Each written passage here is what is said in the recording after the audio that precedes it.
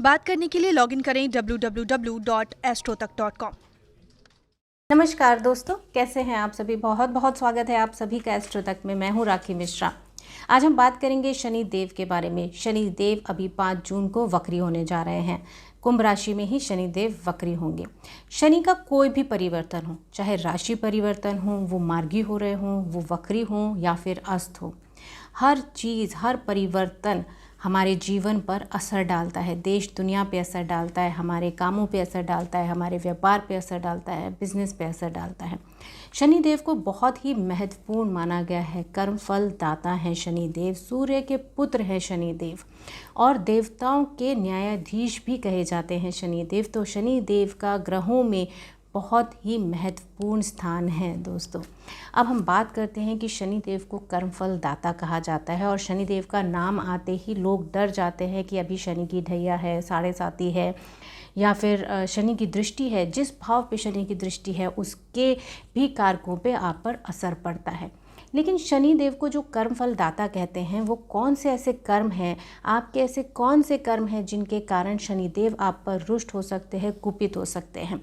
अगर आप अपने कर्म अच्छे कर लें तो शनि देव आपको कभी भी कष्ट नहीं देते, आपके जीवन में कभी भी कष्ट आने भी नहीं देते हैं।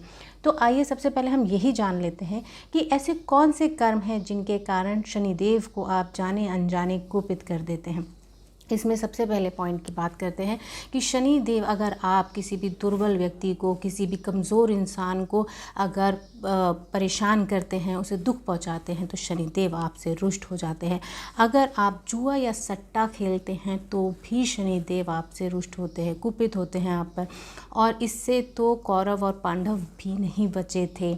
इसके अलावा अगर हम बात करते हैं, अगर आप नशा करते हैं, शराब पीते हैं, किसी भी तरह का नशा करते हैं और ख़ास तौर पर मंगलवार, शनिवार और बृहस्पतिवार आप नशा करते हैं, तो शनि देव आपसे नाराज़ होते हैं और आपके कर्मों के अनुसार आपको फल भी देते हैं। और अगर आप किसी दूसरी स्त्री पे, पर स्त्री पे नज़र रखते हैं, उसके बारे में बुरा भला बोलते हैं या फिर सोचते हैं, मन में विचार भी लाते हैं, ये भी हमारे कर्म ही हैं। तो शनि देव आपसे नाराज़, आप इसी सोच से भी आप शनि देव को नाराज़ कर सकते हैं। पशु पक्षियों को, जानवरों को परेशान करना, कुत्तों को परेशान करना, कोई भी स्ट्रीट डॉग्स हैं, सड़क पे कोई जानवर जा रहा है, आप उसे मारते हैं, पत्थर मारते हैं, इन चीज़ों से भी शनि देव नाराज़ होते हैं। सफाई कर्मचारी हुए, अपने से नीचे निम्न वर्ग वाले जो लोग हैं, जो आपसे नीचे काम करते हैं, अगर आप उनको परेशान और दुखी करते हैं तो भी शनिदेव आपसे नाराज़ होते हैं। माता पिता और अपने गुरु का अगर आप अनादर करते हैं, उनकी बात नहीं मानते, उनकी बातें नहीं सुनते हैं, तो भी शनिदेव आपसे रुष्ट हो जाते हैं, कुपित होते हैं आपके ऊपर और आपको आपके कर्मों के हिसाब से उनकी महादशा, अंतरदशा या फिर ढैया और साढ़े साती में उनका फल आपको भोगना पड़ता है। तो हमारे अगर हम कर्म सुधार लेते हैं, अपने कर्मों पे अगर हम ध्यान देते हैं, तो शनि देव के क्रोध से, उनके गुस्से से, उनकी तिरछी नज़र से हम अपने आप को बचा सकते हैं। तो सबसे पहली जो चीज़ है, जब भी आप शनि देव की बात करें, अगर आपकी कुंडली में शनि देव नीच राशि में भी बैठे हैं तो भी अगर आप अपने कर्म अच्छे रखते हैं तो शनिदेव आपको कष्ट नहीं देंगे। अब हम बात करते हैं कि अगर हम ऐसे कौन कौन से उपाय करें। अगर आपकी महादशा चल रही है, ढैया है या साढ़े साती है, इस समय जो साढ़े साती चल रही है, क्योंकि शनि कुंभ राशि में है इस समय और उसी में वक्री हुए हैं, तो मकर, कुंभ और मीन राशि पे इस समय साढ़े साती चल रही है। मीन राशि पे साढ़े साती अभी शुरू हुई है, कुंभ राशि में साढ़े साती उसके दूसरे चरण पे है और मकर राशि में साढ़े साती उसके अंतिम चरण पे है।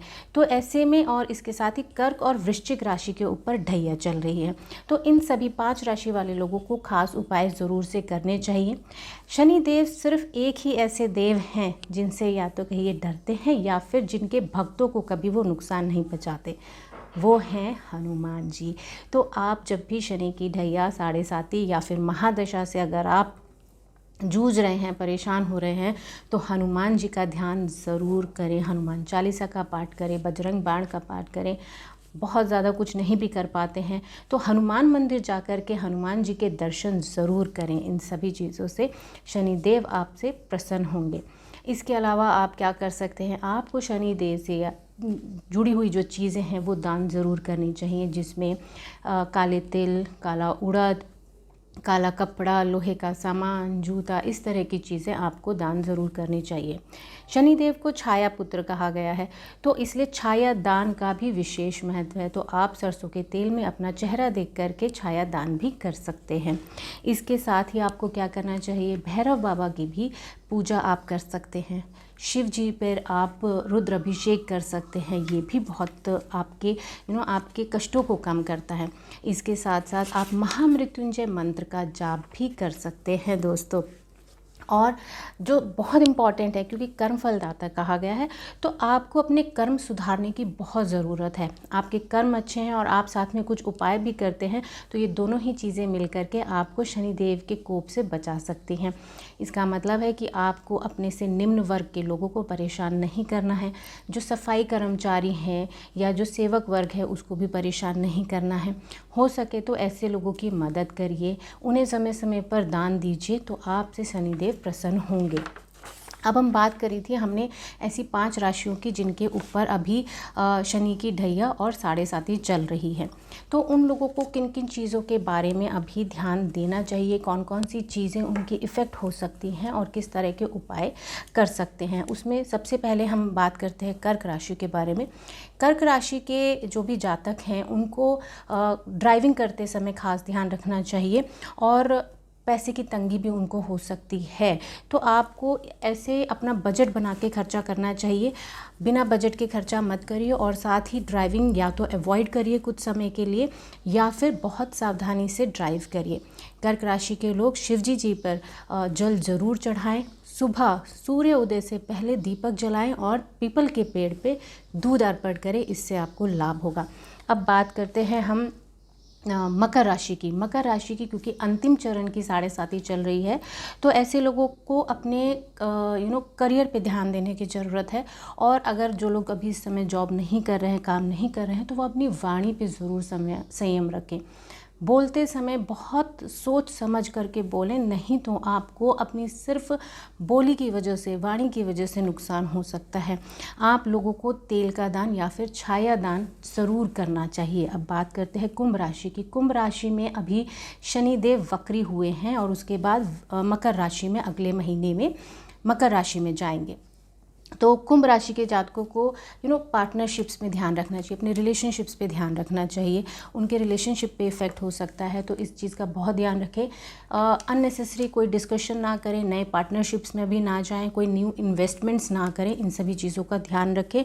और कुंभ राशि के लोगों को जितने भी ज़रूरतमंद लोग हैं, जो भी उनके सामने पड़ता है, उनकी मदद ज़रूर करें। बात करते हैं मीन राशि के बारे में। मीन राशि के जो जातक हैं, उनके ऊपर साढ़े साती अभी शनि की साढ़े साती अभी सिर्फ शुरू हुई है, तो उनको अपने रिलेशनशिप पे, अपनी पार्टनरशिप पे ध्यान देने की बहुत ज़रूरत है। उन्हें अननेसेसरी का गुस्सा नहीं करना है, अपनी वाणी पे उनको कंट्रोल रखना है।